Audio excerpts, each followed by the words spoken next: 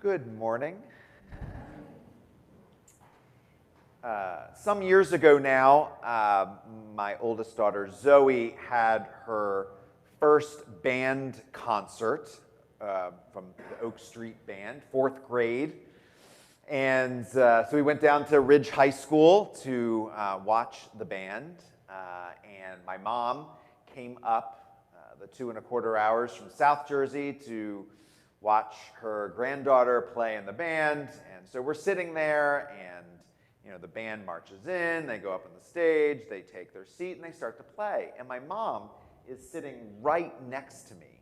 And a few moments into their playing, she turns to me and says, "Wow, they are so much better than your fourth grade band."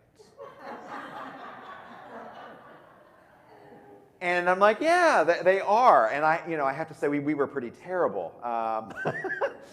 I don't know if it was just the region we lived in or whether music education has come a long way in the past few decades, but this band was definitely a whole lot better than mine, okay?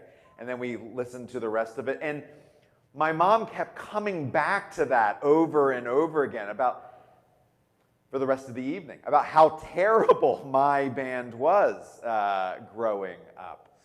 And how we couldn't keep pitch and we couldn't keep tempo. And she's right, we sounded like an Oompa band was dying. It was like a wah, wah, wah, wah. Every song was exactly the same. But as the hilarity went on, my mom reminding me how bad we were in fourth grade, something did sort of click. I mean, I never had this conscious thought, but somewhere back there, I think as a fourth grader, I thought, my mom gets to get dressed up tonight and go out and hear some orchestral music, right? Like, isn't she lucky? She gets a night on the town. And then listening to her, she wasn't going for great orchestral music, because there wasn't any, but she was going solely and completely because she loved me. She loved her son, and she was going to see me play the trombone up on that stage in the fourth grade band. She wasn't so much doing it for herself. She was doing it for me. She wouldn't have, ordered tickets to the fourth grade orchestra any other time. She was just going for me. You might think about something that you either have done recently or some big thing that you did, some wonderful thing that you did for love. Something that you did for your spouse or your children or your parents or a friend or a neighbor, and it could be a big thing. It could be, you took them on a great trip, or you surprised them with a surprise birthday party, or you got them some wonderful gift, or you just showed up at their door with, flowers and some cake or something like that. Or it could be something really small, like you went to go to a band concert. But what's something that you did solely because you loved this other person? And then you might also think about what are some things that someone who loves you did for you. It goes both ways. Maybe you were in a terrible band as a child, or maybe it was something else. That someone supported you and loved you and showed up. Maybe it's something recent. Someone just called you up on the phone, or again, did something just sort of wonderful to remind you that they cared about you. And so there's the things that we do for people that we love. There are the things that people who love us do for us. And then there are the things that we do for people that we don't even know. I mean, when we bring in food and we set it in the link out there to be taken down to the food bank, chances are you don't know personally the person that you're giving that food to. And you will probably never know the person that you're giving that food to. But you're doing it out of a general sense of love and care and concern for your fellow human being, for your brother and sister who you don't even know. If you bake a meatloaf for Keensburg, or you go down and you pluck weeds out of the giving garden, you're doing something for people that you might never meet. You certainly don't know.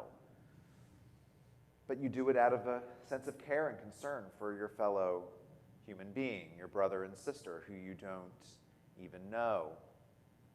In this past year of a pandemic, there's a lot to be sad about, there's a lot to be angry about, there's a lot to shake our heads about, but there's also been a lot of love going around. People caring for one another in sometimes simple and sometimes absolutely heroic and, in a sense, life-threatening ways. At the very beginning, a year ago, last March, we were trying to connect people up here at St. Mark's that were able to go out and pick up food or prescriptions or cook a meal for someone who was at risk and who couldn't readily leave their home. And this didn't surprise me, but we had far more people at St. Mark's who were lined up ready to help than we did people to hand them off to help, which is, in a sense, its own kind of beautiful. The world can sometimes be a harsh and sad and depressing place. But the world can also be kind of wonderful and lovely and beautiful with the little acts of love that we do for each other, those we love, those who love us, and those we don't even know. With that in mind, I want you to just hear again a passage that not only did I just read about 5 minutes ago, but a passage that is probably the most famous passage out of the New Testament, the passage that shows up over and over and over again, even just in like general culture and society. You see it on billboards when you drive through the middle of Pennsylvania, or you see it when someone's kicking a field goal and they put a sign up in the end zone. For God so loved the world that he gave his only Son. For God so loved the world. Some of us are doing a course on John's prologue right now. In John's Gospel, lots of questions are being answered. Questions that have been asked in philosophy for the last 500 to 600 years before John was written. Questions that were being asked in the Judaism of John's time. And here seems to be an answer to a question that isn't necessarily vocalized, but someone somewhere must have been asking why. Why Jesus? Why, Jesus, why did you come? Why did God send you? Why is there all of this? And Jesus, in the 3rd chapter of John, answers this question that hasn't been explicitly asked, but just seems to be floating through the air. Why? And he says, for love. For love. We can sometimes forget this, I think, because we can sometimes feel so removed from the historical impact of Jesus of Nazareth. We're so far removed from his incarnation and his crucifixion and his resurrection. It's like one of those myriad historical events that happened a long time ago and everyone knows about, everyone talks about, and churches are built. in response to it, and depict stories told through stained glass windows and through endless cascades of songs and hymns and great works of art. Paintings have been painted over Jesus' life and death and resurrection. We can't even imagine a world where Jesus didn't come and die and resurrect. We can't imagine a world where there wouldn't be a Christmas or a Good Friday or an Easter. We just sort of bake it into the equation. But just like my mom didn't have to go to my fourth grade band, God didn't have to send his son. And God's son didn't have to come. But Jesus did come. And the only reason for all of it was for love. For love of you, for love of us. Jesus says here, for God so loved the world. I'm fond of reminding us that in Greek, we oftentimes hear the word world and we think it's synonymous with earth, like a worldwide phenomenon is something that happens on the earth, or a worldwide pandemic is something that happens on the earth. But in Greek, the literal Greek word for world here is cosmos.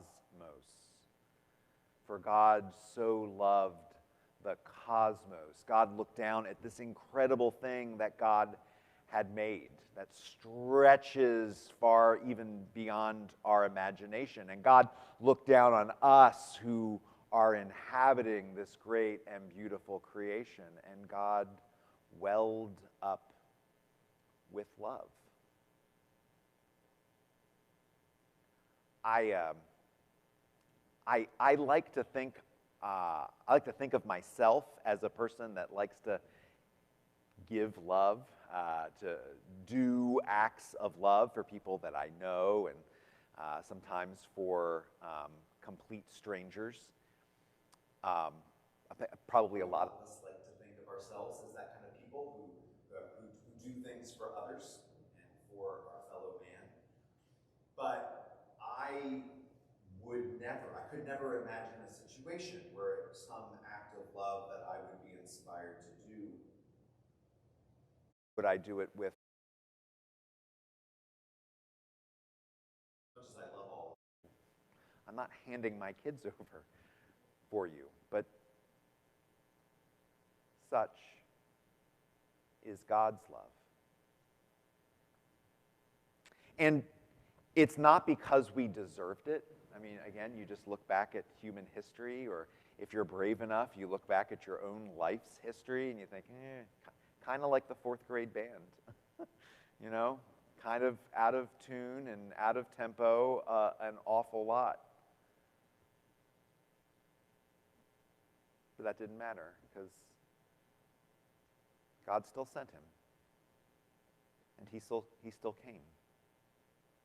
And although this is one of these great acts of love, the great act of love, what's asked of us in return isn't another astounding act of love in response.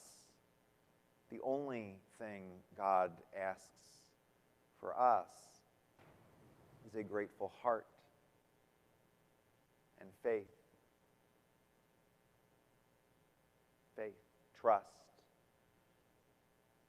Trust in his love, trust in his son's life, trust in his death, trust in his resurrection, trust in the way of life that he taught, and a trust enough that we be willing to give it a try.